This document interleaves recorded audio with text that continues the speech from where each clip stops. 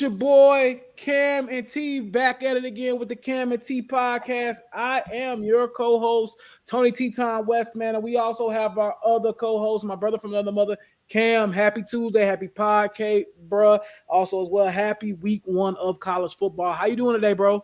Happy day, brother. Happy day. You feel me? Yes, sir. I'm living good, man. I ain't gonna lie. I can't complain. Everything going well. Life been good lately, so all good on my end, man. Yeah, I feel that. Same here, man.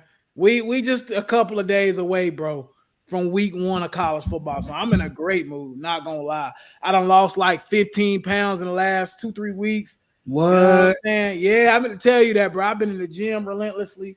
I've been working out. I cut back the fried food. I haven't had like a eat out. I haven't had a cheat day yet. This weekend actually gonna be my first cheat day. So I'm kind of a little bit excited about that. I'm not gonna lie. But I feel like I've lost 15 pounds in like 4 weeks. I feel like I kind of deserve it, not gonna lie. That's what's up, So bro. yeah, I'm excited, man. So it's gonna be a good week. Me and you are gonna be downtown in Atlanta for the Georgia and Clemson game. So that's gonna be dope. A lot of people are already chiming in. What's up, everybody?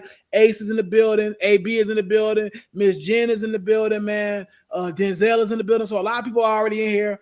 Shout out to y'all, bro. This is gonna be a good podcast. So you definitely gonna stick around. But again, on Saturday, me and you will be downtown Atlanta at the Georgia and Clemson game, getting content, asking people questions. We'll be down there, and it's going to be exciting. So I can't wait. If you see us out there again, please feel free to speak.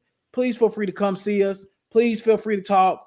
You know, we're going to have a good time. So, Cam, we have seen some college football games now. And we got a lot to jump into. Me and you've been jonesing to get on this podcast since Saturday, have we not? Yes, sir. We've been ready since Saturday. We've been ready since Saturday. So this is going to be a good episode. I need y'all to just stick with us here. This ain't gonna be no short podcast. I'm just gonna tell y'all that now. This is gonna be a good one. So you're gonna want to stick around for this. But first things first, let's jump right into it. Let's not waste no time. I'm not even gonna give you an agenda for today. We're talking college football the whole time. We got to talk it.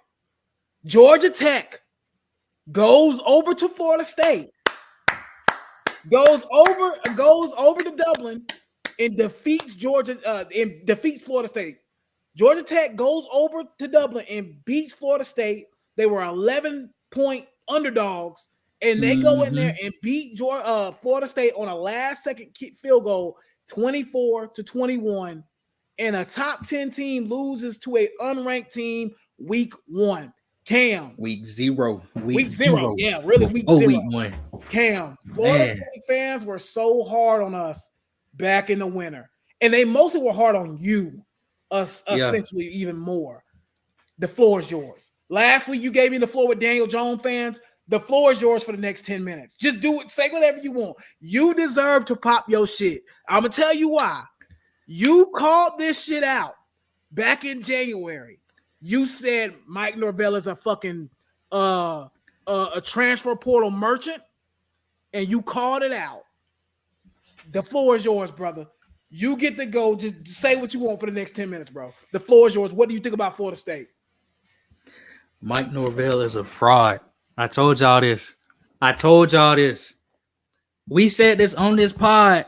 When was that? That was January 7th, bro. We said it January on January. 7th. We said Mike Norvell was a fraud. I told y'all before the transfer portal got huge, before it became a thing, bro was on his way out. He was on his way out. Yep. They gave him a chance with the transfer portal, and obviously it worked out. They went 13-0. But like I said on the pod in January, I said the reason why I think he's not a good coach is because before the transfer portal, he wasn't getting it done. And after his team got dealt a heavy blow, a heavy loss, he didn't motivate and rally them boys to stay and play against Georgia. They quit. They quit on him. They quit on the program. Okay? We said this before. If that was Clemson, if Clemson didn't make the college football playoff, we probably would have been upset, but I guarantee you them players would have played in that college football playoff game. I guarantee you they would have went out there and tried to finish the season undefeated. His team quit on him. because they're not his guys. That's the issue. That's one of the issues with the transfer portal right there. These players, they wasn't there for him. You feel me? They wasn't there for him. They was there for Florida State. They seen that Florida State had Jordan Travis. They had opportunity at wide receiver. They had opportunity all over the defense. He not developing his own guys. He's building it through the transfer portal. All right. You feel me? He's I hate to even say it this early in the season, early in his career, but he's pretty much the opposite of what Dabo Swinney is in terms of coaching. Dabo hasn't really jumped in the portal like we would like him to, versus Mike Norvell can't recruit. He can't recruit like that. I mean, you get some good guys here and there, sure. You know what I'm saying? That's cool.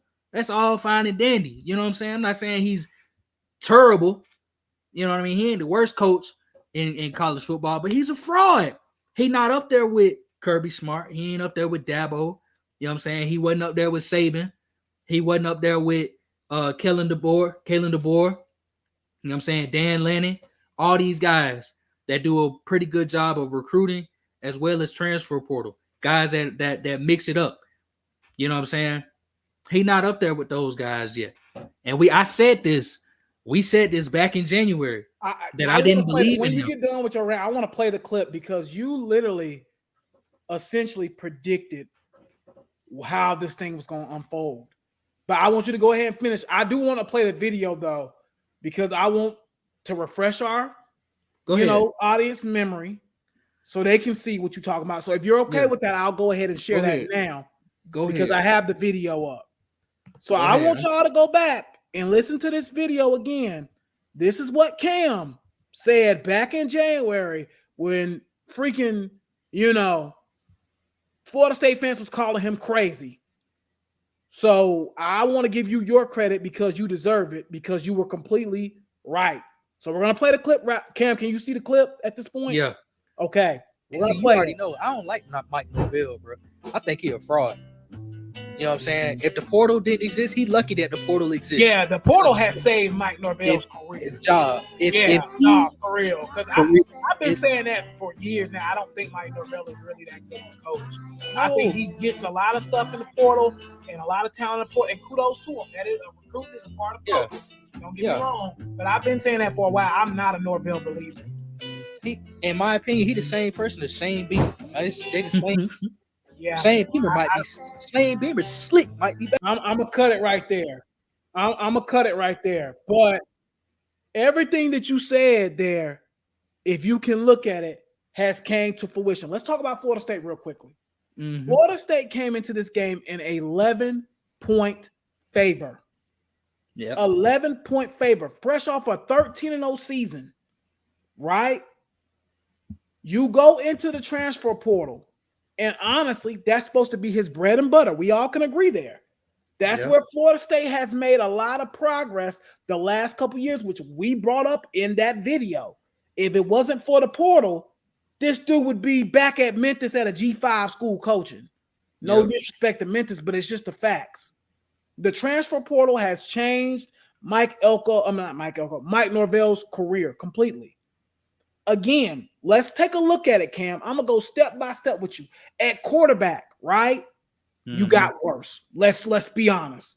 Jordan Travis is a better quarterback than DJU. You went in the transfer portal and you missed. Then you went and got a running back in Rodell Williams from Alabama. He is not better than Trey Benson. You missed again. Then you go to wide receiver. You go pick up Malik Benson. Malik Benson was fifth string at Alabama.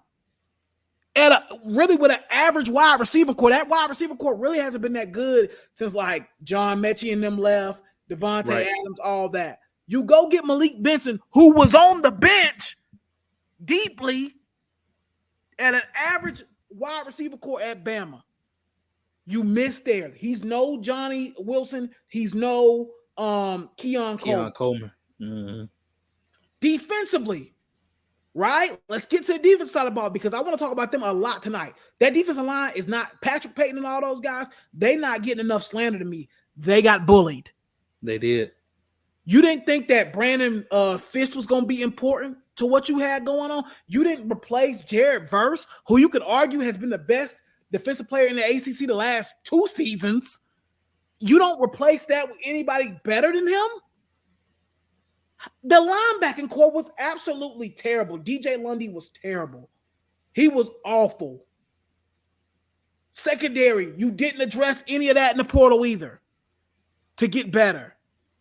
Florida State, you are now seeing the issue with Florida State in the use of the transfer portal and not landing high school recruits. Right. Florida State is surviving too hard off the portal. Same with teams like Colorado. You have to have a good mixture of portal, right? And also as well, high school. Mm-hmm. And with Mike Norvell, he's a portal merchant.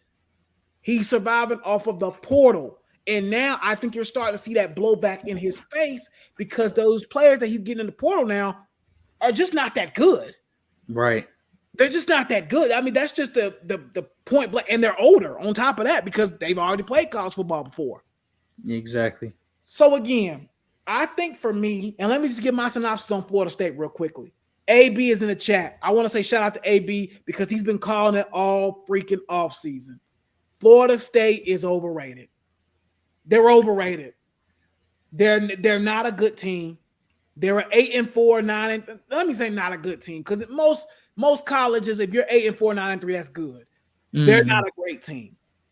Let me say that. They're not a team that I would expect to win an ACC championship. Cancel your hotels to Charlotte. That ain't happening. That ain't I'm just coming out now. That ain't happening. I say Clemson's a better team than you. I say Virginia Tech's a better team than you. I think NC State's a better team than you. I even argue Miami. Will find out a lot about them on Saturday. If they're better than you. Dude, if Florida State can't get a pass offense downfield, they are cooked. Because I'm telling you now, what Georgia Tech did, they did like the Falcons did when they played the Panthers last year. When they seen DJU wasn't going to try them deep and he couldn't throw the ball deep, they started not at all routes. They said, okay, we know he ain't going deep. He can't hit the deep ball. That's been his problem at Clemson. That was his problem at Oregon State. And now it's a problem. And I'm going to get in him in a couple minutes. But when you have a quarterback that's not really a threat to throw the ball deep, it changes the game. You said you were going to rely on your rushing attack this year, correct? That was their whole motive was DJU is not going to have to be Superman. We're going to rely on our rushing attack. Cam, they couldn't even crack 100 yards rushing. I want to repeat this again. Florida State was supposed to be known for running the ball this year. They couldn't crack 100 yards against the 128th ranked defense in the country last year. The 128th ranked defense. You couldn't even crack 100 rushing yards. And DJU was your quarterback. So you know you can't depend on him. If Florida State continues to play like this, they're going to lose about 4 or 5 games. I really can see 4 or 5 games lost for them. Because if you cannot contain in the trenches, I mean, they got their ass whooped both sides. Both sides. And defensive line. They asses handed to them. It's no other way around it. There's no other way to say it. They got whooped up front. I've heard all this offseason how great that O-line was and how great that defense is and how great this and that is. Bro, they got smacked by a bunch of engineers that'll be working at Google next year. I don't want to hear nothing about trenches with Florida State. I better not hear another argument of them saying they're the best defensive line in the country, best defensive line in the ACC. I don't want to hear none of that. That team got pushed around by a bunch of engineers.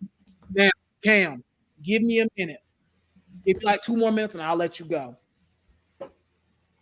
Can we stop coddling DJU? Yeah. Can we stop coddling DJU at this point? We get it. He's a good kid. He's a nice guy. He's a really – if I had a daughter his age, I would want her to date a guy like DJU. He's a really nice young man. No disrespect to him at all. Because when I say something, it comes off as hating, I guess because I'm blunt about things. And some people just kind of like say it nicely. DJU's not a good college quarterback, y'all. There's no other way to say this. He's went now to 3 places and struggled at all 3. We got 2 evidence at Clemson. We got a year evidence at Oregon State. And now we're going to see again probably this year that the kid is just not good. It has nothing to do with him being a bad person, a bad human being, none of that. The kid is just not a good quarterback. And that's okay. That doesn't mean he's a bad person. He just sucks at quarterback. He's too big to be running that soft. He's been doing that since he was at Clemson. How are you 6'4", 250 pounds, but you run like you're 5'7", 180? I don't get it. No, to me, he run like he 6'5", 300 pounds. 300 pounds, he run, right? Yeah, he runs slow to me. Soft, yeah. Right? Bro, we gotta stop calling DJU, bro. Like, I'm so tired of the media and social media. Now, social media was pretty hard on him this weekend, not gonna lie. But like the media mainly, like calling, oh, like DJU's a good kid, and we don't want to say anything bad about him because he's nice. I get that, bro. You sucking at football don't got nothing to do with you being a nice person. Right. It's just the facts, bro. We got to stop calling DJU. The kid is not a good quarterback. You see, I didn't say good football player. He's not a good quarterback. I want to make that clear because, again, people are really soft nowadays. I don't think the kid is a good quarterback. People keep saying, well, he got to get into a new system. This is the third one, and he looks like crap already. We don't need to see him in another system. He sucks. This is the third system. So again, bro, I'm not trying to be rude, but DJU is just not a good quarterback, bro. And that's just what it is. He's not a terrible person. He's not a terrible human being. He just sucks at quarterback. He's not a D1 top level quarterback. Could he go play at ECU? Yeah. Could he go play at Tulsa? Yeah. Could he go play at what's another little mediocre mid-major school? Akron? Yeah, he can. But playing at schools like Florida State, Clemson, it's just not gonna, it's not gonna cut the onions, bro. Right. It's just that. But that's all I had to say. Go ahead, Cam. No, you took the words right out of my mouth, bro. You said it. DJU, you know what I'm saying, this is his third stop, and at some point we gotta be honest. Yeah. Like, I was a big DJU fan at Clemson. Yeah. I was really hoping he would get it figured out.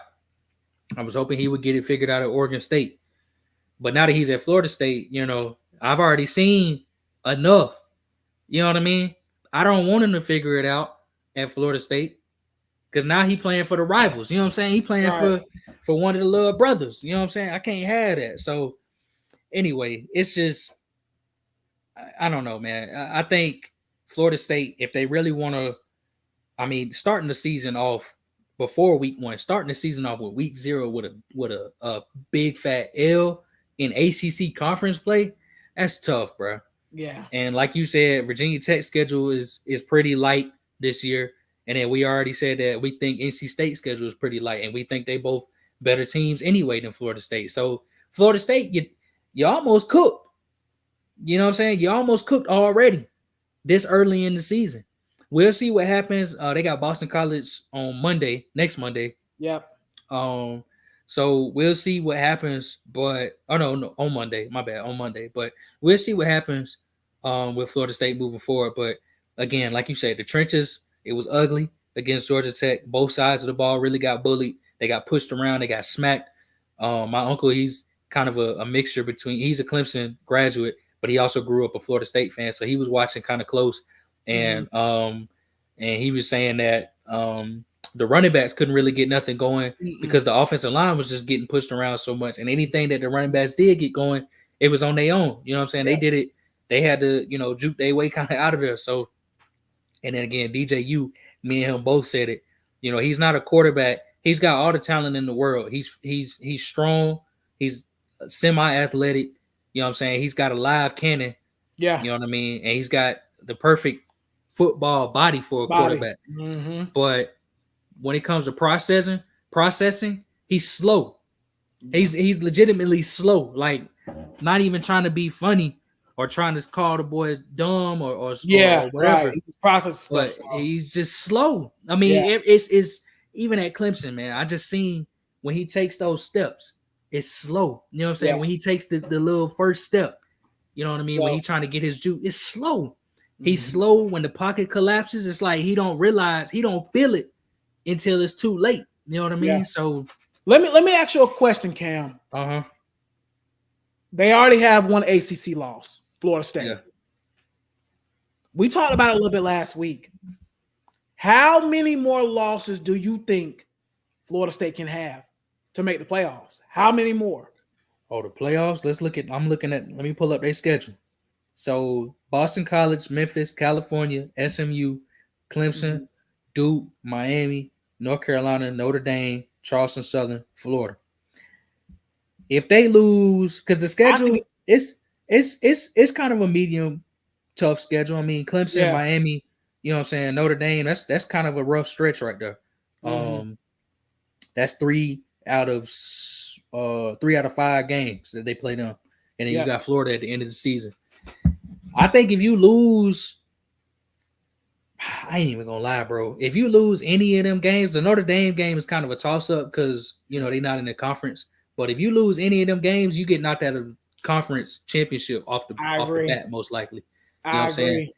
So I and was gonna say the same thing. I think if they got to run the table in the conference. I think they yeah, can lose it. I think they can lose the Notre Dame game and be fine. right, right, But if they lose like one more conference game, see that's what hurts the most. They lost a conference game. exactly. Like it's not like because technically now you're technically 2 games back Right. because Georgia Tech's obviously going to have the tiebreaker, and Tiebreaker. then you're already a game back because you lost to them. Yeah. So you're essentially almost 2 games back off the rip. Yep. Now, obviously, they can make that up this week and get back on the winning side of things and make it to 1 game back, right? Mm-hmm. But again, losing to a conference foe week 0, it's. I mean, we went through it last year with Clemson. We were Yep. pretty much like seasons cooked after the Duke game. That was it. Yeah. That was like, oh yeah, season's over. Like we already knew what it was. Now it's a little Right. different now because you have a 12-team playoff. But Right. I don't think an ACC team with 3 losses gets in. I Nah, just don't. And nah, I not at think all. they already have one, right? From what I seen this weekend, Florida State's not beating Clemson. See, the thing is, bro, and the one loss that they have, again, this isn't coming to a Clemson team that's already ranked number 14. Yeah. It's Georgia Tech. Yeah. No shade, because we thought that Georgia Tech was a pretty solid team. Solid team, yeah, we did. But they not, I mean, they wasn't top 25. They wasn't ranked. You know what I'm saying? So you lost to an unranked conference opponent. Right.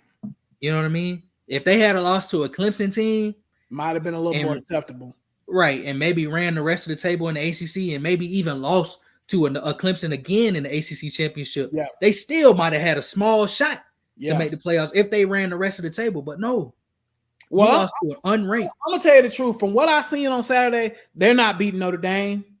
They're not beating Notre Dame. In Notre Dame, they're not beating Notre Dame. So you might as well mark that up as another L, in my opinion. And I don't think they're beating Clemson either. I don't think they're beating the way they played, because if you let Georgia Tech do that to you in the trenches, wait until Peter Woods, DeMonte Cartwright, TJ Parker, wait till they show up. That's true. Wait till they show up. That's gonna be really like, oh my God. Like, so I don't think they make it to Charlotte, bro. I think they're looking at an 8-4, 9-3 season. Now, I do, before we move on to other stuff and get ready for the games this week, I do want to give a little bit of a shout out to Georgia Tech. We got to give Georgia Tech some love, man. That's a good football team. Brent Key is doing an amazing job in Atlanta right now. He's recruiting very well right now. He just signed another 4-star that was committed to Georgia. I think his name's Christian Garrett. Wow. He flipped him to Georgia Tech yesterday. Wow. So we got to give Brent Key some credit because he seems like he's kind of doing what they thought Jeff Collins was going to do. He's starting to turn the tide a little bit, recruit better in the state of Georgia. And I'm not going to lie. I've always said Georgia Tech is a sleeping giant. Brent Key, he's now won 5 games against ranked opponents. 5. He only been there since 2022. He's won 5 games against ranked opponents. I think we got to start respecting Georgia Tech a little bit more. I'm not saying they're going to be an ACC championship contender. I'm not saying they're going to be a national championship contender. But I do think we got to start respecting Georgia Tech a little more, to be honest with you. I think with that Jay Haynes kid, Haynes King, Mike, the Singleton kid they got out there, Malik Rutherford, they got, and that defense is good. Like that 44, that middle linebacker, that 15 they got. Them boys are solid, man. I'm not gonna lie to you. We got to give Georgia Tech some credit. That's a good team, bro. Absolutely. Yeah, no doubt. No doubt. I'm with you on that for sure. Yeah, I just wanted to give them credit because I didn't want to just seem like we was bashing Florida State and not giving Georgia Tech they do. Them boys played. They were the better team on Saturday. And to me, I didn't even question that 1 minute of the game. Yeah. I was like, Georgia Tech's the better team. After I seen the first drive, I said, yeah, they're the better team. So shout out to them. Let's read some of the content that's up here, man. We're going to read some of the content. Live from Carolina, he says, DJ always looks hesitant out there, just never looks like a quarterback, a confident quarterback 80% of the time. He also said Boston College quarterback is better than DJ. I actually agree. And he gave them a lot of trouble last year up there in Boston. And again, they picked up Trayshawn Ward, who's also a former, Noel. So that's going to be interesting to see how that goes. So Monday's going to be another battle for them. I do agree. BC gave them a real battle last year. That's what we talked about last week, or a couple minutes ago. AB said, I also been telling y'all Clemson should be the favorite to win the ACC, especially over Florida State. Yeah, AB, you did say that. You've been saying that for a while now. And man, I just wanted to read off some of the comments. Y'all keep staying active in that comment section. We appreciate y'all. We love the support. And again, man, we thank y'all. So, Cam, we got big plans this week, man. We got big plans. We got Clemson versus Georgia. For one, it's week 1 of college football. That's one thing. So we excited about that. Everybody's playing. But you know what we got to talk about. We got to talk about the game that you and me are going to be downtown for. Clemson versus Georgia. Now, Clemson comes into this game at this moment as a 13-point dog right now.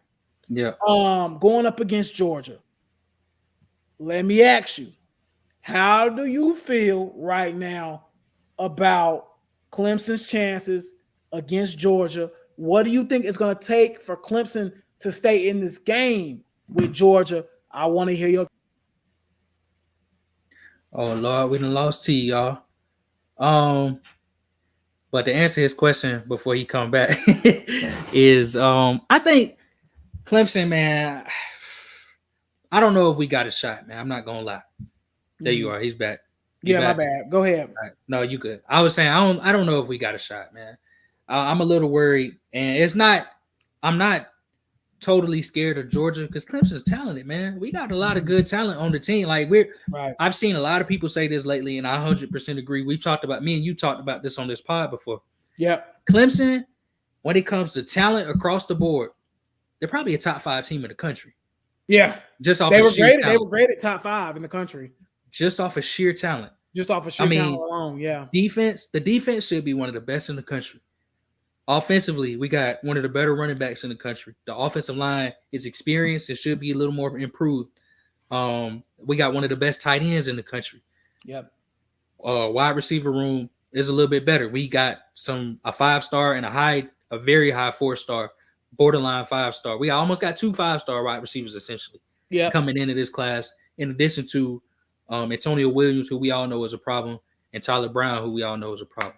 Mm-hmm. Once again, we say this every single week. The issue is, what are we going to get out of the quarterback? And I'm going to apply more pressure not on Cade Klubnik, but on Garrett Riley. Yep. I'm applying pressure to Garrett Riley. The issue with Clemson is, number one, we play too fast and we don't spread the field.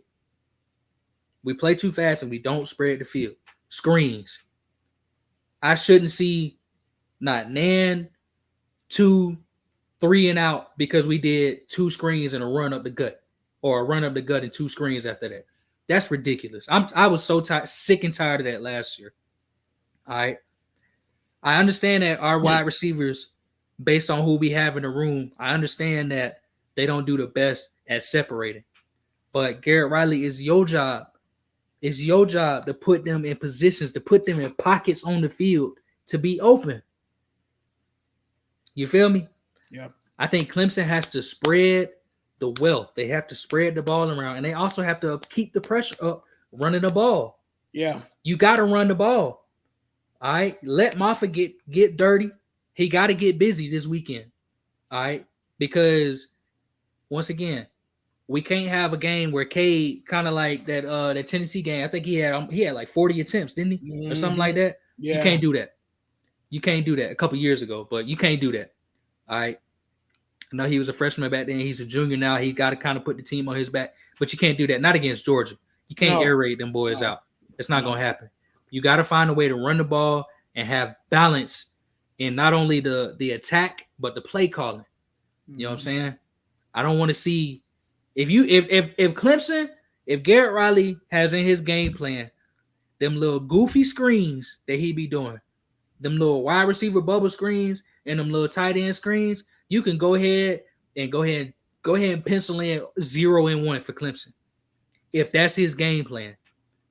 If you don't stretch the field, if you don't go deep, if you don't go across the middle, if you don't get your tight end involved in something other than a screen, and if you don't let your running back go to work, go ahead and bubble in 0 and 1. That's how I feel about the game on Clemson's side of things. And then Georgia, obviously, you got to go in there being unbiased. You just got to go in there and take care of business. Go in there and be the number one team that you're supposed to be. Carson Beck, it's your time now. You know what I'm saying? Everybody's looking at you to be arguably the best quarterback coming out next season for the NFL, and you're a Heisman contender. So if you just put the team on your back and attack these young corners, you know what I mean? Attack a young, even though they're very talented, attack a young secondary and hand the ball off, you know what I'm saying, to Trevor Etienne and let these other guys go to work and honestly try to bully Clemson's defensive line, which I don't know if that's possible, but Georgia has to get in there and play the game, their game.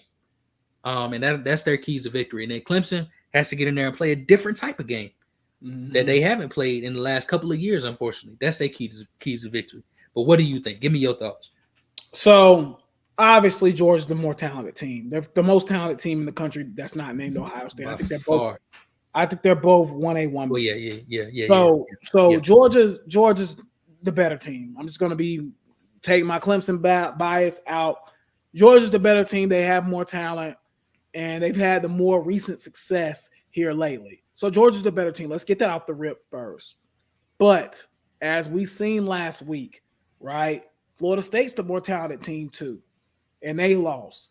I think there's a few keys to Clemson winning this game. First and foremost, I 100% agree with you. Run that ball with Maffa. That should be rule number one, because Georgia's defensive line is not the same as it was in 2021.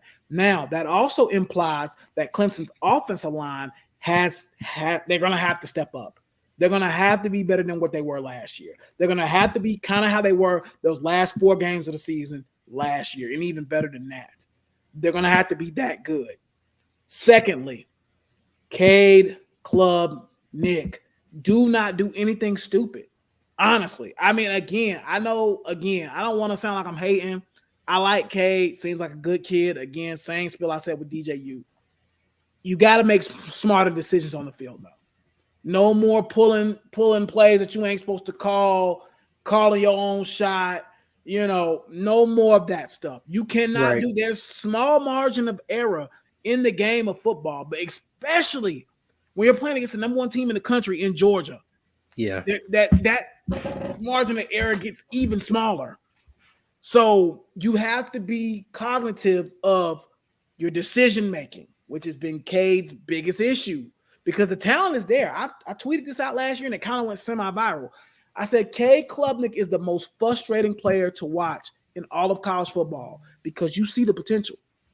I see it like, okay, this kid got it. Like, he can be good. And then he turns around and drops back 40 yards and throws a pick.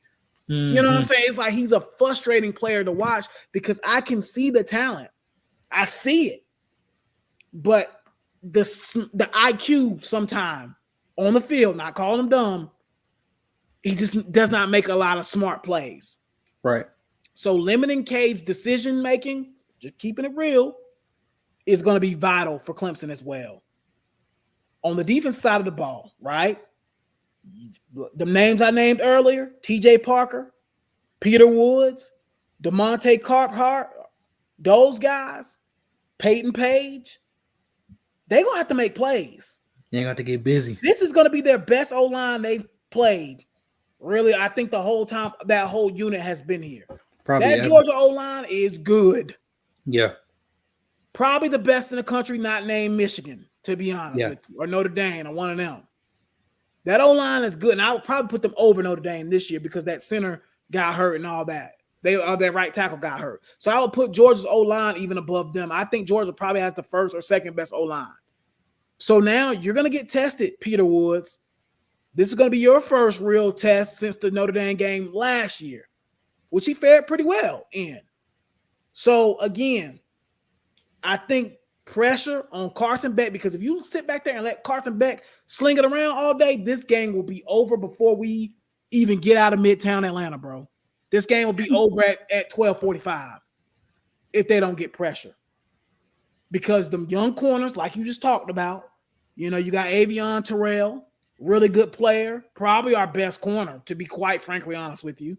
You got Sheldon Lewis, who had a really good end to the season last year, had a rough game against Kentucky though, low key. Yep. Khalil Barnes, another really solid player, young player, sophomore, really good player. Also, as well, RJ Mickens is going to kind of be the anchor of that defensive back room, and him being the senior back there. And then also, as well, Jaden Lucas is going to be coming in, playing in that slot position, in that nickel back position. So that's going to be important as well to get pressure up front to alleviate, that inexperience that you have on the back end. So I think that's going to be vital for Clemson. Now, Georgia, I'm with you 100%. Just play Georgia football and you should win this game. Not gonna lie. And that's just me being 100% honest. You come out here and you play smash mouth football, smash Clemson in the mouth, take it to them, let Clemson know you're the more talented team. You should win this game by 10 plus points. Just keeping it real. That's just me being 100% honest. Do I think Clemson can stick around in this game? Cam, I'm going to say yeah. I do think Clemson can stick around in this game because of the defense. I do. I think Clemson can stick around in this game. But do I think Clemson has enough offensive firepower to win this game? No. I wish I was wrong, and I hope on Saturday y'all can come back to this clip and say, oh, Tony, you was dead wrong. But until I see it, I'm tired of being sold lies by Garrett Riley and Dabo and all these people. Until I see it with my own eyes, I'm not really believing it. So for me in this game, I have Georgia winning this game, something on the lines of like 24-10, 24-3. I think it's going to be a low-scoring affair because I do think Clemson's defense is good enough to keep the game kind of under 30. But if Clemson's defense is getting torched, it could be Oregon. It could be Oregon 2022 all over again. Yeah, that's my take on the game. Yeah. Again, I pretty much agree with everything you said. Defensively, Clemson, it's a lot of pressure on them because I think they even know that they have to play. They have to play their best in order to give Clemson a shot because they know the offense. They know from last year that the offense didn't hold up their end of the bargain in pretty much most of the last game. Couple years. Yeah, exactly. Yeah. So, if I can get anything like Clemson, Georgia, a couple years ago, where the score was it 9-3, 10-3, 10-3. Yep. And the only reason why we lost the game is because your boy threw a pick six, big Cinco threw a pick six. Because if he didn't throw that pick six, we would have still been playing to this day. That's how close that game was going. That was a defensive war, man. That was a war, a battle. Yeah. All right. If Clemson's defense can give me that, I'm good. Because I'm not expecting no W. Let me ask you a question, Cam, because a lot of people have told me my mentality about this game is a loser mentality. So I want to ask you a question. I even want to ask the crowd the question too as well in the comments. For Clemson fans this weekend, what would you feel like is an acceptable way for this game to go? I'm asking everybody in the crowd also as well. This clip is probably going to go on social media. I'm asking y'all as well. What is the most what is acceptable for Clemson in this game? Because I'm going to tell you what is acceptable to me. If Clemson comes out here, battles hard, the offense looks improved, The defense looks decent and good like they normally do. K looks like he's taking the next step, but we lose maybe 24-17. Cam, in my eyes, you can call me a loser, you can call me a dweeb. That's a win. That's a win for me because we're not going to play a team better than Georgia on our whole entire schedule. Me and you both probably agree there. So if you could stick around with the best team in the country and keep the game close, and your defense looks good and your offense looks improved, wide receivers are catching balls and creating separation, to me, as a Clemson fan, that's a win. If we go down to Atlanta, which is essentially a home game for Georgia, right? Me and you both live here, even though it'll probably be about 40% Clemson fans in there too, because Clemson's not far from Atlanta either. But again, if Clemson can keep it close and look competitive in doing so, I will not be mad at all with the loss. I wouldn't be mad. Floor is yours. What do you think about that? Acceptable is playing good, looking good. Don't do nothing that will make you lose your ranking. Yeah. That's don't what don't get Oregon 2022. Don't get smacked. That's acceptable to me. Acceptable, obviously, a win. Go out there and win. Of course, right. Go out there and win. You know what I'm saying? Or at least go out there with the mentality that you can win, or the mentality that you're the better team. Right. But don't go out there with the losers mentality. Don't go out there expecting to lose. Right.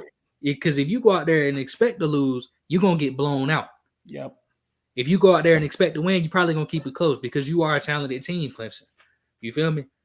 So I just think if I can get a final score of, if I can even get a 31-24, you know what I'm saying? Or if I can get a like you say, a 24, if I can get what Georgia Tech and Florida State just had, 24-21, I feel real good. Bro, I'm feeling good. I'm going out great, with my head high. Yeah. I'm not gonna be mad at all. You know what I'm saying? But if the offense just looks improved, you know what I mean? Yeah. Even if the defense don't play well tomorrow, I'm not gonna be too worried about it because number one, it is Georgia, and number two, defense sometimes has a rough game. Right. I mean, they had a rough game against Duke last year, and they still turned out to be a pretty solid defense. You know what I'm saying? So again, I just need to see, from me, what I'm looking for. I need the offense to look better. Yeah. All right. I need the offense to look better. I need Cade to look better. And I just don't want to be embarrassed, bro. Yeah. You know what I'm saying? All that nonsense, all the stuff that we just talked about, Florida State, and all the grief that we didn't give their fans, even though they can't give it back to us because we talking about Georgia here and we not right. I was about to say, I don't think it's really comparable, but we not getting blown out 63-3. I tell you that right now. If we get blown out 59-3, I'm gonna come on here heated on Tuesday. Oh, be here at 6:30 on Tuesday if we get blown out 59-3 because it's going to be a rant. Yeah. If we get absolutely humiliated in Atlanta this weekend, I am going to be upset. Again, I don't think it's going. I don't think 63-3. What happened? Not even 63. If it's 49-3, if it's 35-3, I'm coming in here kind of heated. I need more than 3. That's what I'm saying. Like that's what I'm telling you. Like if we get blown out 49-7. On Saturday, I'm coming in here heated on Tuesday. I'm Tyler from Spartanburg, bro. I'm coming in here heated on Tuesday, bro. Real talk. So again, I just gotta see it. I'm ready. I can't wait to see this game. We're gonna be downtown, just getting ready for it, man. I cannot wait for this game because I'm tired of the talking. I'm ready to see the game. It's time, bro. It's time, bro. Speaking of Tyler from Spartanburg, Dabo Swinney announced earlier this week, and Clemson announced that they're no longer taking live calls on the show, on the radio show. How you feel about that? Because I know we was giving some bars back then when Tyler did his rant. Remember, we was all up in them spaces. We tried to get him on the show. We almost had him on the show. That's right. Yeah, I forgot about that. Yeah, that's right. Yeah. So go ahead. So how do you feel about that? So here's my thing, right? So for me personally, I'm gonna give two sides of it. Now, let's be honest.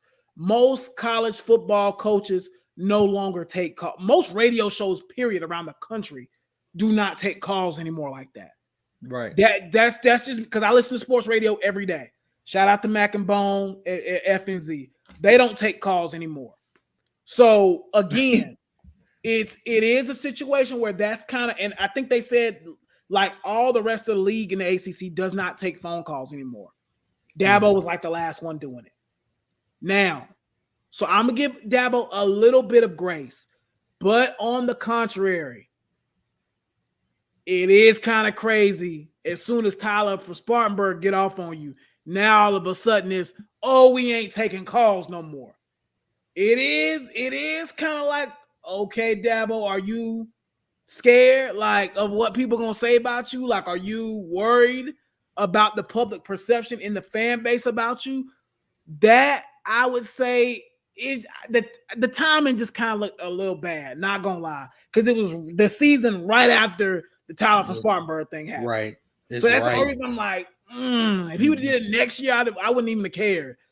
But the fact that he did it 5 games after the Tyler from Spartanburg thing happened, not gonna lie, it do look a little bit like, I can understand why the national media is kind of like going in on Dabo. They looking at him like, bro, you've been doing this all these years, and now all of a sudden Tyler from Spartanburg get up on you, and you ain't going. You feel me? So I get the public perception of after one rough-ish year.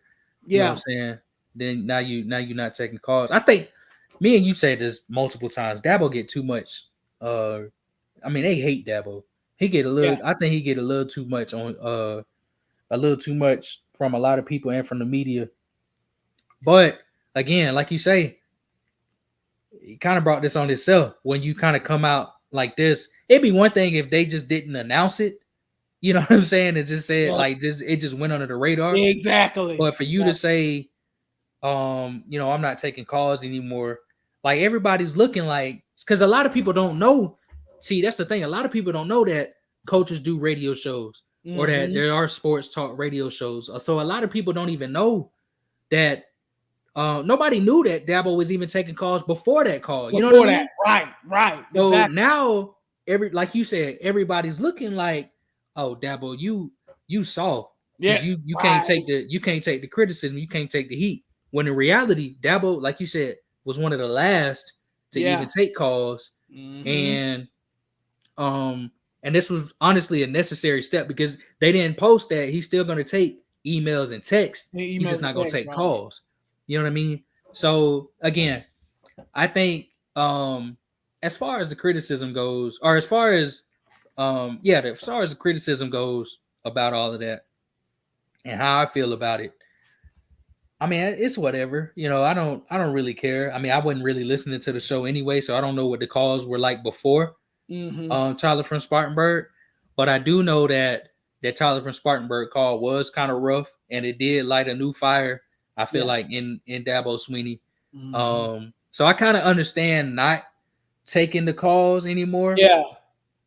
But at the same time, I would have probably just timing, bro. Yeah, I would. It do make it look like you stopped doing it because Tyler from Spartanburg got up on you. Right, and then most people are thinking that we gonna lose to Georgia this weekend, and so it's like now they're thinking, oh, Dabo, this not a good look. Yeah, it's not a good look. And I'm a little worried because he's kind of been what he said I think this was last week or over the weekend. They was talking about the upcoming matchup, and he was already talking about App State. And he was like, essentially, we're taking it 1 week at a time. And even though we're playing the number 1 ranked team and they haven't lost but 2 games in the last 3 years, I don't want my team to think that this is going to make or break their season. So I want to move, I want to think about, win or lose, we got to move forward, and App State is the following week. You know what I'm saying? Right. And they ain't no slouch either. Yeah. But I wanted to get your take on that. Do you think Dabo kind of how do you think he's feeling? And based off of what he said. Let's be honest. Dabo knows the state of his program better than anybody, even us. Yeah. Now, if we saying we don't think we're gonna win, Dabo probably subconsciously, let's just be real here.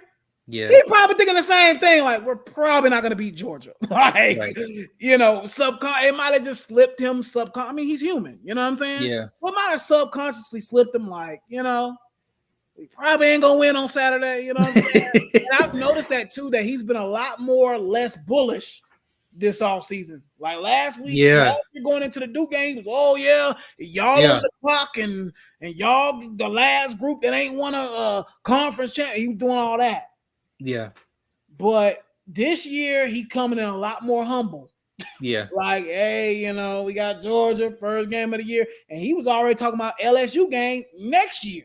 Talking about something, you know, it's not going to be easy at the start of next year either because we got LSU at home. So I think Dabo is, I don't want to say last year kind of a little bit took his confidence a little bit. I don't want to say that because Dabo's a very accomplished man. He's won 2 national championships, still one of the better coaches in college football. But I think Dabo might have subconsciously had a human moment right there and pretty much was like, we probably ain't going to beat Georgia. They just more talented than us. You know what I'm saying? But I think that's pretty much kind of what happened, in my opinion. I could be wrong, but that's kind of how I feel about it. What about you? And well, my thing is, you got to also think, when is the last time that Dabo Swinney has been really able to go into a game thinking that we're not favored here or that we shouldn't win this game? You see what I'm saying? Because like, think about it. Over the last decade, 5 years, think about it. When has there ever been a game on the schedule? Because even last time that we played Georgia, we were kind of like, we should probably win this game. Yeah, it was. Yeah, you know what I'm saying. So when is the last time that we've had a game to where we can say, you know what, I don't know if we can beat that team, or where even Dabo can say, you know what, man, this is gonna be a really tough one. You know what I mean? Like, the national championship games against Alabama were gonna be tough, but we were just as good as them. When is the last time we've actually had a game, especially at the beginning of the season too? Exactly, at the beginning of the season, where we can say, man, this is a tough. It's probably not been since the last time we played Georgia, honestly. And even then, we were a better team. Like, that's what I'm saying. So it might even go back all the way to 2014 Georgia, honestly, because they were ranked ahead of us that year, and they did beat us. They beat us. That's the year Todd Gurley went crazy on us down there in Athens. That's right. So maybe that's it. But I agree. I mean, there hasn't been a lot of opportunities, especially in the first game of the year, where Dabo's coming in being an underdog. I mean, that hasn't been a thing for Clemson the last, like I said, probably decade, honestly. Exactly. So I mean, that's a good point, Cam. I don't think, because I was thinking the last time would have been even that time where Florida State came to town and whooped on us really bad. Yeah. You know what I'm saying? That was with Jameis? That was with Jameis, yeah. But see, that wasn't the beginning of the season, though. That was it was in the middle of the season. Yeah. Right. Okay. Right. Yeah. I'm just saying in general. First game of the year, I can't think of one really since. Because even in 21 when we played Georgia, I thought we were going to win that game. I thought we were too. Good game, but I thought we were going to win. Yeah, I think, and I think most people would probably say it. We probably would have won that. Should have won that game.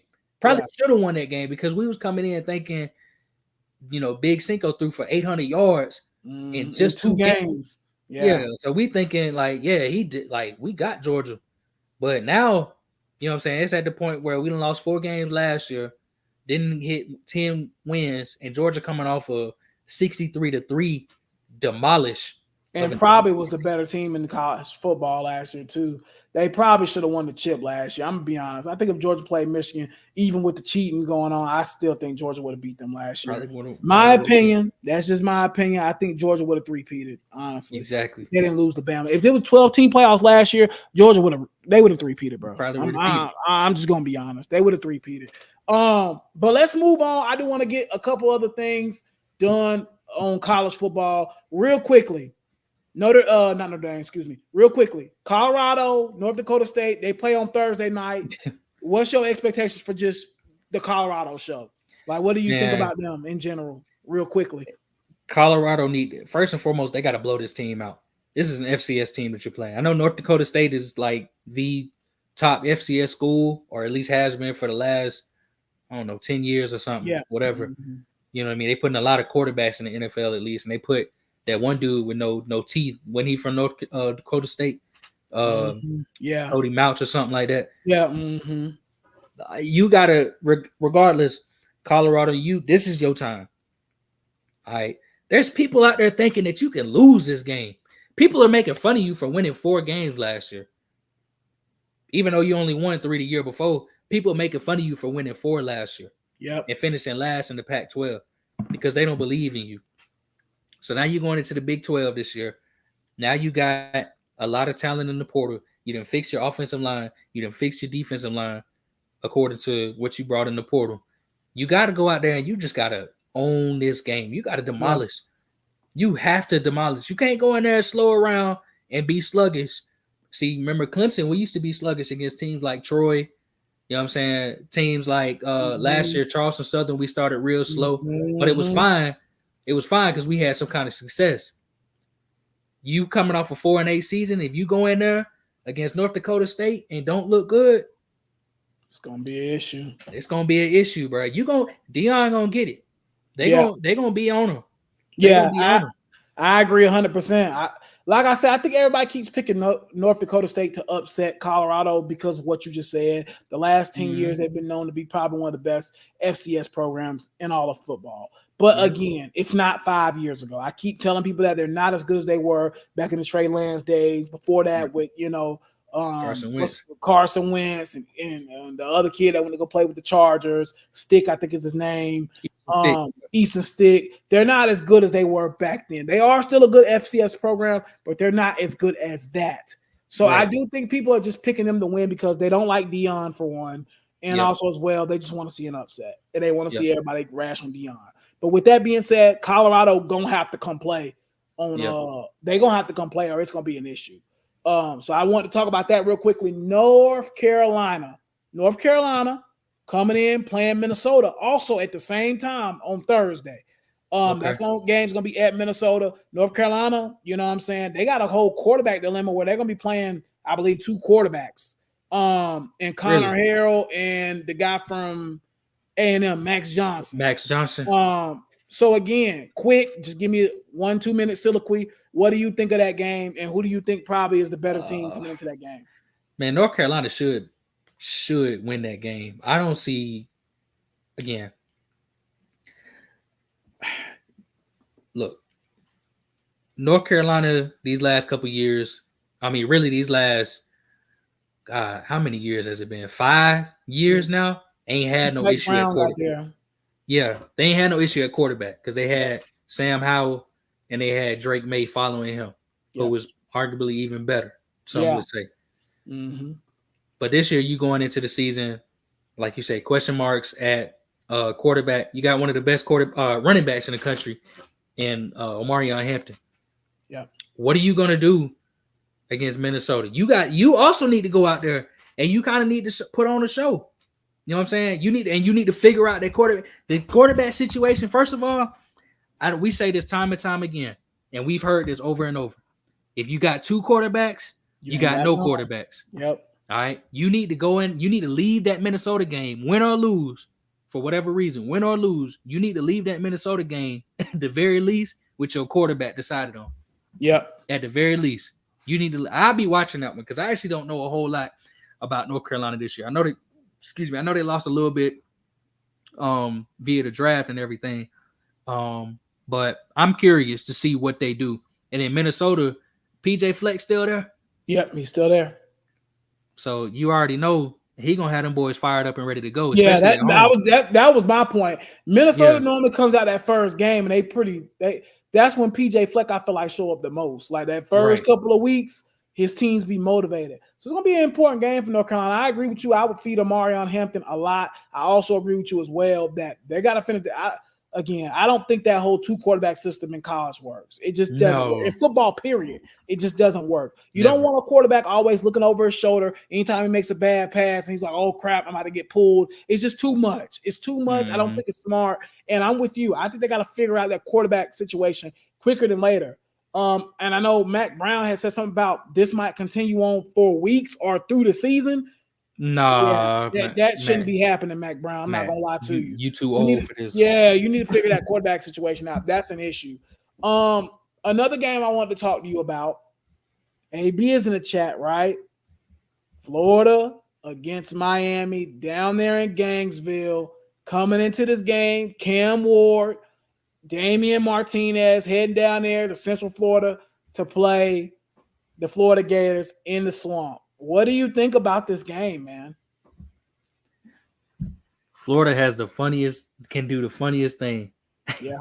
They have a chance to do the funniest thing, bro. It's in the swamp. Florida is one of the toughest places to play in college football. Yep. Gainesville. Miami is a rival. In-state rival. Florida can start the season off with a W. Yep. They have a shot. AB been telling me all offseason. He been telling us all offseason. He said the offense, me and you both already agreed that Graham Mertz had a great season last year. He did. He was really good last year. He was strong.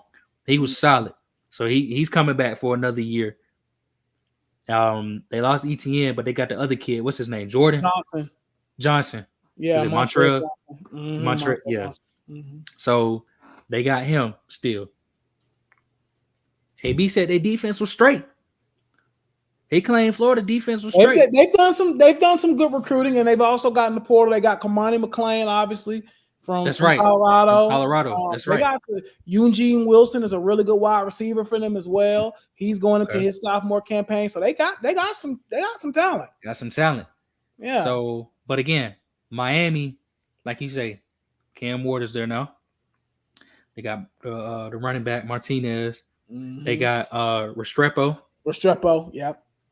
So Miami should go in this game. AB, I know you're not gonna want to hear this. They should be able to take care of business. All right. But if Florida is able to win this game, that's gonna bode well for the season. Because Miami, like you said, you told me a couple weeks ago, you said even though you wasn't sure about Miami being ranked as high as they were, they're still a solid team. They're solid team. Very well put together. So man, I think I don't know. I ain't gonna lie. I want Florida to win this game. I'm not gonna lie because that helps Clemson out too. So, go Gators, man. I'm not gonna lie. Are you ready for this? What's up? AB, buckle up, man. I have the Florida Gators winning this game. Woo! I have the Florida Gators pulling off the upset in Gainesville, winning this game over Miami. I'm gonna tell you why. I do not trust that daggone coach. He does so much stupid stuff. He did it up there in Oregon, right? Yeah. He's brought that same dumb mentality here to down to Miami and done a lot of dumb stuff down there too. They should have beat Georgia Tech last year. He wouldn't even take a daggone knee. A knee.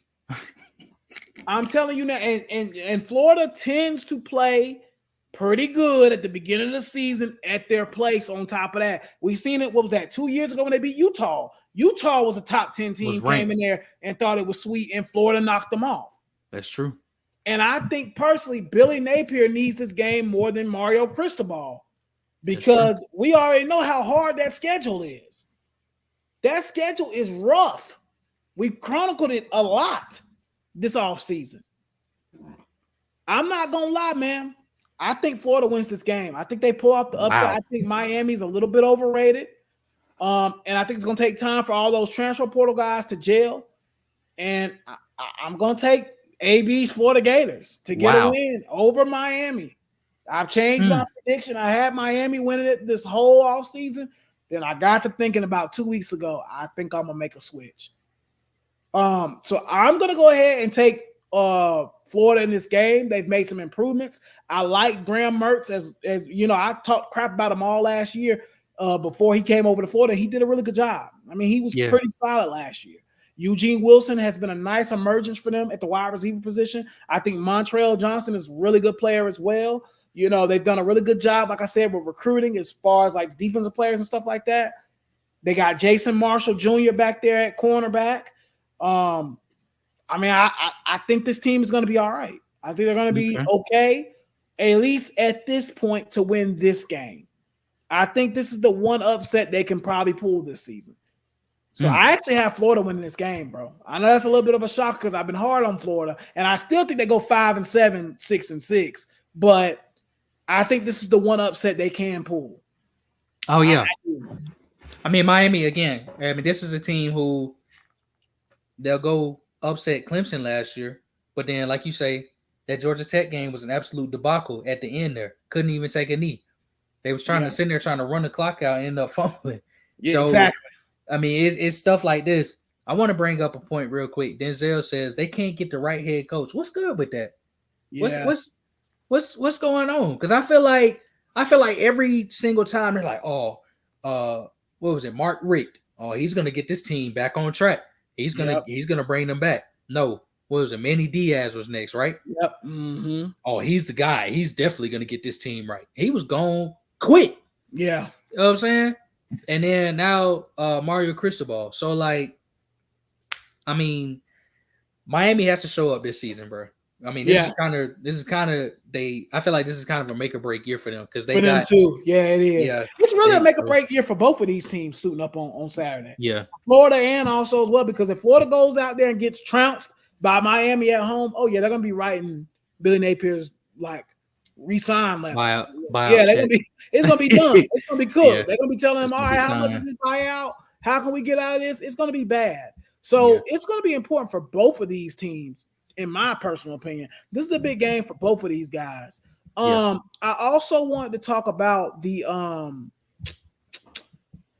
oh my bad, I just forgot Notre Dame and Texas A&M. Notre Dame and Texas A&M. They play on Saturday night down there in College Station. We know how crazy that can be. Riley Leonard, obviously playing against his old coach at Duke, Mike Elko, who's now at A&M. What do you think about that game? How do you feel about it? You know, what do you think? So we talked about, we did our rankings last couple weeks ago. Yeah, I think we had Notre Dame still top 10. We thought 7 was a little bit high, if I'm not mistaken. Yeah, we did. But we also thought that we neither one of us had Texas A&M ranked at all. Yeah. So with that being said, Notre Dame should go in there and take care of business. All right. You already said it. Offensive line is stacked. All right. Who'd you say they lost? They center or they right tackle? So their center has went to NC State. He's now at NC State. Their right tackle just tore his ACL, I think, like last week or something like that, or like 2 weeks ago. It was recently. Their right tackle just got hurt, so he's out of here too. And they were expecting a big season from him. So they do have some injuries, right? And leaving, people leaving and stuff, you know. But I think they got a dog at quarterback in Riley Leonard. They haven't had that. Their defense is going to be solid too. Exactly. I mean, Benjamin Morrison, one of the better cornerbacks in the league. Xavier Watts is back again for another good season. Yep. I mean, again, you know, it was their left tackle. My bad. I knew it was one of the tackles. Okay. Left tackle. But yeah, again though, AB ain't picking nothing but upsets, man. You see that? He didn't pick. He got A&M winning again. It's with these early season games, you never really know. But I'm with you. True. I'm going Notre Dame. I think Notre Dame wins this game. It's probably close, like 24-20. I don't mind that score, but I think there's a little bit more continuity on Notre Dame's side, and opposite of Mike Elko and Texas A&M. Yeah, he's been there as a coordinator before, but now he's the head coach. He's got to get his players in, his recruits in, his system in, so on and so forth. So I think personally, Notre Dame gets the win here, but it's probably, you know what I'm saying? It's probably a close game. I think it's a game that can probably go either way. Another game I want to talk to. Yeah, exactly. But exactly. So another game I want to talk to you about Sunday, the standalone college game by itself in Vegas is going to be USC, Southern California, up against LSU in Vegas, 7:30 game. And that's really, I love when they do this because on Sunday, nobody's most likely working on Monday, right? Because it's Labor Day week. So that's going to be the primetime game. I'm going to be honest, Kim, I'll give my synopsis first. I'm going to be real with you. I really don't know about either one of these teams. I don't really know what to expect from either one of these teams. Like, to be completely honest, both are rolling in new quarterbacks, right? Yep. Both are rolling in a lot of new wide receivers as well. Both have made a lot of changes on the defense side of the ball as well, coordinators, so on and so forth. I really don't know what to expect from this USC LSU game. I'm not gonna lie to you. I don't know who's more talented, honestly, at this point. I guess I would lean LSU because they do have Harold Perkins, one of the best linebackers in the country. And they have a couple other pieces as well. But at this point, bro, I don't know about these two teams. I don't really know what to expect. I'm really interested in watching this game on Sunday night because I don't really know what to expect from either one of these teams. Correct. Miller Moss is coming in, getting his first start at his dream school. Garrett Nussheimer, he's getting the start at LSU as well for them. I guess my question to you is, what's your thoughts on this game? Because I'm going to be honest, I really don't know what way this thing going to lean. I ain't got none. I was gonna say the same thing. I was gonna say we're really literally looking at the same thing on both sides. Yeah. USC, is Miller Moss gonna show out like he did? What bowl game was that they played I in? don't The even Holiday remember what Bowl? bowl game it was. Yeah. I think it was the Holiday Bowl that they played in. Is he gonna show out like he did last year? Or is he just gonna kind of, regress to the norm or whatever? Right. You know what I mean? Right. Versus Garrett Nussmeier, we kind of been hearing about him a little bit behind Jaden Daniels. What is he gonna do in this new offense? And like you said, LSU in particular, they have to replace 3 wide receivers. 3. Yeah. Yeah. You know what I'm saying? Right? Yeah. Yeah. Neighbors, Thomas, they got to replace. And on the defensive side of the ball, you know what I'm saying? Last year, we know pretty much the reason why they lost 3 games, defense wasn't holding. Yeah. Defense you know what I'm saying? Terrible. Right. USC, on the other hand, what did they finish? 6-6 last year, something like that? They were bad. Why? Defense. You know what I'm saying? So they have brought in a new DC from UCLA, and he's pretty good. Man. So hopefully that can change something. They have talent over there, but I'm with you though. It's time to put up or shut up with them 2 on defense. You know what I'm saying? We gotta see. I'm gonna lean towards LSU because again, this is talent. This is talent we're talking about. You know what I mean? We're talking about LSU.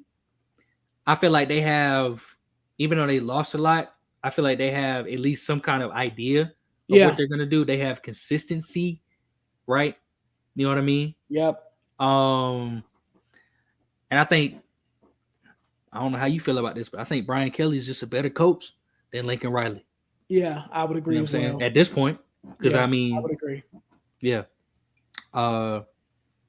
So what's the next game? What else we got on the schedule? Last game of the week, man. We talked about this team for the first 15, 20 minutes of the podcast, man. Florida State against Boston College on Labor Day night at 7:30, man. What do you think? Let me give my bars real quickly. Yeah. Florida State, you got to bounce back. A big win here would be really nice for Florida State. A 38-10 type win. You need something like that to rebound what you just did in Dublin. You're at home. You're playing against a team that you're better than, that you should be better than at least. This needs to be a big blowout game for you. Do I think that will happen, though? No, I don't. I think Boston College is going to stick around this game just like they did last year. They're going to lose, though. I do think Florida State is going to win because of, all the pressure from last week. But Florida State's a 15.5 point favorite at this moment. I would take that. I would take that under. I think Boston College is going to keep this game close because from what I seen last Saturday against Georgia Tech, Florida State cannot stop the run. Boston College is good at the run. Florida State was getting pushed around in the trenches. Guess what? Boston College is going to have some good old linemen, brother. They're going to have some good old linemen. They're going to be able to put 2 tight ends out there and do something to you. So if they're getting pushed around by Georgia Tech like that, Boston College could potentially do the same thing. They got Trayshawn Ward. They got Castellanos, whatever his name is, the quarterback that can run. Castellanos. I'm telling you now, man, I think this game is – I called it last week. I'm calling it again this week. I think Florida State I think Boston College keeps it close with Florida State, bro. Maybe a 10-point victory or something like that, maybe 24-10. I will say Florida State wins this game. But if they lose this game at home against Boston College, ring the alarms. Season's over. If they lose this game to Boston College on Monday, season's over. It's simming over. Yeah. It needs to be red button time. If they lose and DJU still looks terrible and they look garbage, hit that red button. That's all I got for you. Go ahead and put Brock Glenn in. Go ahead and let him cook. If they look bad, if they lose against Boston College, it's all hands on deck situation. Yeah. It's all hands on deck situation. If they start their year 0-2 with 2 losses within the conference, oh yeah, you can can the season, bro. It's over. I even think if they ran the table at that point, it still might not be good enough. It's over. So again, this game, I hate to say on week 1 of the season, this is a do or die game for Florida State. But no, dude, this is a do or die game for them. I'm not gonna lie. They gotta have this one. Floor's yours. No, I agree with everything you said. Everything. I want to add an extra point. They couldn't stop Haynes King last week. What do you think you're gonna do against a quarterback that just ran for 1,000 yards last year? Mm-hmm. You know what I'm saying? No offense to Haynes King, because he can move, he can run. Can move. Yeah, he do a threat as well. But I'm talking about a quarterback that just ran for 1,000. Yeah, you know what I mean? On the same schedule. So and did a really good job against Florida State last year as well. Right. And now, because I believe going into the year, they wasn't sure if he was gonna be QB1 or not. He's got the job straight up. Yeah. So again, man, Florida State, this is a must-win game for you, bro. It's not again, and I think they got Memphis in a couple weeks. That's another game I look at, and I'm kind of concerned for Florida State. Not gonna lie. Again, bro, you need to get this game because if you go down 0-2 this early in the season, it's Jover. It's done. It's gonna be red button time. Florida State, you got to win this game, bro. And I think this is a game that's kind of tricky. You're coming off that loss to Georgia Tech, and Boston College is no slouch. The ACC is slowly and quietly getting better. If you look at that mid-tier teams, right? Let's say NC State on down. NC State, we thinking they might make it to Charlotte, right? Virginia Tech, another team we think might make it to Charlotte potentially. Georgia Tech, we seen what they just did last week, right? You know, when you look at that middle of the pack in the ACC, SMU, we got to talk about them before we log off tonight. We got to talk about them in a few seconds. They're still going to be probably a decent team, right? Louisville, another one. So the ACC is quiet, but kept kind of getting better. The teams overall, there's no really clear winner in the ACC right now, in my opinion. Everybody's kind of a solid, good team. You got a couple that are a little bit above the mark. Like I think Clemson's a little bit ahead. I still would say, I don't know. I don't even trust Florida State right now. I'm not going to lie. But I would still say talent-wise, they're still okay. Miami's still up there. But again, man, Florida State, you got to win this game. That's pretty much all I can say about this. Last thing before we log off tonight, SMU. SMU struggled against Nevada. They was a 28-point favorite, Cam. 28 points and struggled against Nevada. Talk to me. Me and you both watched that game. What did you think? It was bad. It got to the point where they was talking about benching Preston Stone, bro. Yeah, it was bad. In week 0 against Nevada. My Preston Stone agenda is absolutely cooked. Not gonna lie. Well, hold on. It was cooked, but I ain't gonna lie. He let a killer drive right as soon as that other quarterback started warming up. He let them boys down the field. I think it's that injury still holding him back. Cause I'm like, bro, he Preston Stone just don't look the same, bro. Like he's moving slow. He don't look the same. I don't know if he's not fully recovered, but that was an ugly game for SMU. Like, I'm gonna be honest, it was kind of a rough weekend for the ACC too, because you would think they probably wanted Florida State to win, right? Yeah. They probably wanted Florida State to, you know what I'm saying, win pretty decidedly over Georgia Tech. They lose. And then on top of that, SMU struggles with a team, your new ACC darling that has just came in and everybody's kind of hyping up, right? They come in there and they struggle against Nevada, who they were a 28-point favorite over and was down by 11 points in the fourth quarter.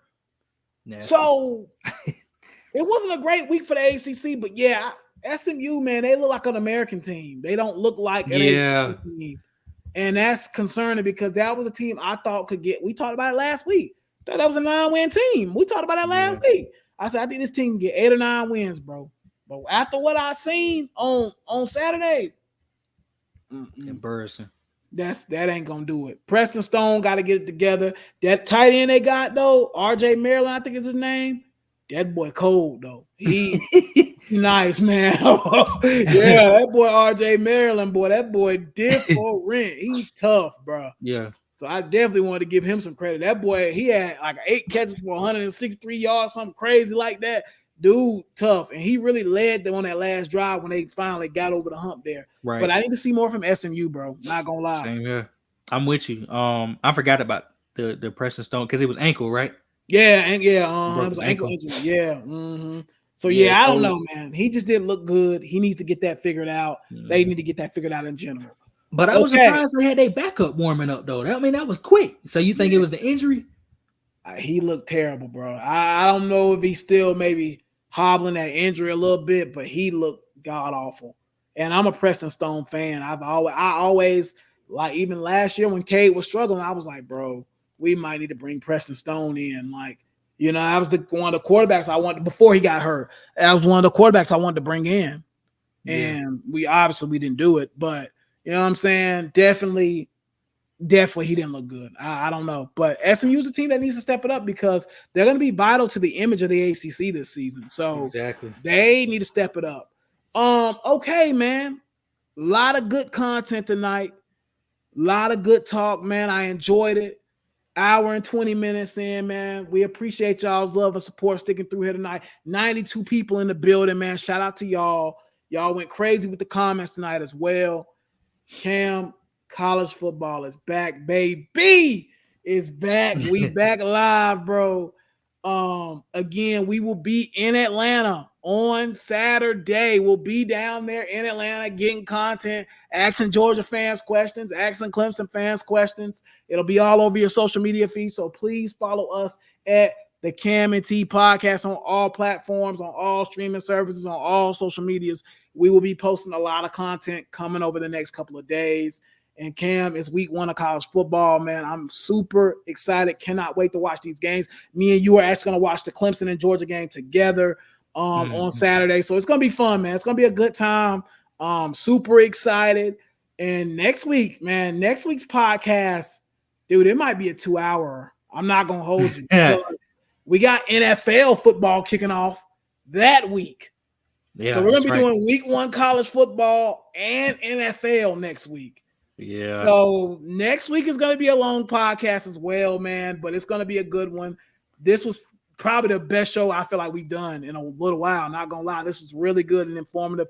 So again, appreciate y'all. Go ahead, Cam. No. I was just going to say, thank y'all for, all the love and support. Absolutely. Hopefully if any of y'all going to the game, we'll definitely interview y'all. Yeah, for sure. So just let us know if you're going to be out there. But y'all come and say what's up. We excited. Like you said, college football is back. Football is back in general. Yep. Real quick, bro. Yeah, go ahead. Don't know if you paid close attention to it, but the Panthers, we got our 53-man roster. Okay, we can talk about that shortly. They made final cuts, just real quick. Yep. I'll just go ahead and get it out the way because I'm pretty sure both me and you thinking about Terrace Marshall Jr. got cut. So how you feel? Like what's your thoughts, man? It's time, bro. You feel me? I seen them before we got on this podcast. I seen them in Sheena and them space. Shout out to Sheena. Shout out to Vashti. They was in a space and they was about to squabble over TMJ. What? I'm like, bro, y'all about to squabble over a dude that has not given us any production? Like, come on, y'all. Like, now again, I think the argument was the Croker dude making it over him. Croker, yeah. Again, they were saying that Croker hasn't really showed any flashes at all. Again, I'm not gonna lie, I haven't watched any Panther content because I'm gonna be honest. I'm probably the most disinterested in the Carolina Panthers that I've ever been before, to be honest with you. Until I see a game in a couple of days against New Orleans, then I'll start kind of getting back into it. But in my opinion, bro, it was time, bro. They talked about shopping them last year. Nobody wanted them. They talked about shopping them again this preseason. Nobody wanted them. And the teams knew nobody wanted them. Like, that's just what it is. TMJ has not been good for the Carolina Panthers, but for like 3 weeks. And that was during the Steve Wilkes era. Correct. That was it. Besides that, he hasn't did anything. So, again, man, I think Carolina Panthers fans, I tweeted this out earlier, and again, everything I tweet seems to go semi-viral nowadays. I tweeted out this earlier. I said, bro, Carolina Panthers fans have these weird attachment to TMJ for some reason. And I guess, and somebody said it's probably because he's a high pick, I guess. But he's just not good, bro. Like, you got to eventually say, or maybe he just needs a change of scenery. Who knows? But at this point, you got to let that happen. You just got to go ahead and be like, look, man, we done tried over and over. You feel me? With you, it's now been 3 seasons going on 4 of the same crap. we gotta kind of move on. You know what I'm saying? So for me, I didn't have a problem with TMJ getting cut. How did you feel about it? I didn't. At first I was thinking, I was like, man, so is it? Should we have kept him over? I was thinking about a guy like David Moore. Yeah. That's what I was looking at. I was like, should we really have kept him over David Moore? Yeah, but David Moore, he's a veteran. He's had some solid years in the league, and he's had some solid years, like with Canales too in Tampa just this past year. There you go, and Seattle, I think too, and right? Seattle too. Yeah. So, listen, I think the 7 wide receivers on the team are Thielen, Johnson, Liggett, Mingo, Coker, Moore, and then it's another guy that's leaving my mind right now. But if y'all know, let me know. But Mingo? I said Mingo. Okay. Yeah, Thielen? I said Mingo. I said him too. Yeah. ISM. Thielen. Yeah, ISM. Thank you. Yep. And so again, ISM brings at least some kind of returner value, right? So we know that David Moore brings experience. And obviously Thielen, Johnson, Mingo, and Liggett, they weren't going anywhere. Mm-hmm. So I don't know, man. I just, again, like you said, Panthers fans, I think they stick to a lot of mid. I think they stick with mid, and they won't, for some reason, they want to hype up mid, and they want to make sure they want to make mid work, but it just doesn't work. Yeah. And it's not going to work on a sorry behind team like we got. Yeah. So, blessings to him. Hope he finds him a home somewhere, and he becomes that receiver that he was picked to be. But it's just not going to happen in Carolina. Yeah, I 100% agree, man. You pretty much nailed everything I was going to say. All right, y'all. Again, another great episode. We appreciate y'all's love and support. Again, Saturday we will be downtown Atlanta at the Clemson Georgia game. If you're down there, please come see us. Come holler at us. We definitely will get you on a mic. Definitely interview you real quickly. Appreciate the love and support. And again, we'll holler at y'all next week. It's going to be a really good episode again next week, man. It's going to be full football fledged. Cam, we are finally back in our element. We're going back out in the streets, getting these interviews. I'm excited about Saturday, bro. So I'm excited about all this week. It's going to be a good time, man. So I really appreciate you and everything you do for the pod too, bro. So I just want to say that real quick as well. Thank you, bro. Man, just another good episode, bro. Yes, sir. Thank you for everything you do. Thank y'all for everything y'all do. Thank y'all for watching and listening. We'll catch y'all next time. Yes, sir. All right, man. Holler at y'all next week. Y'all have a good one, man. Be easy, stay safe. And if we don't speak to you until afterwards, happy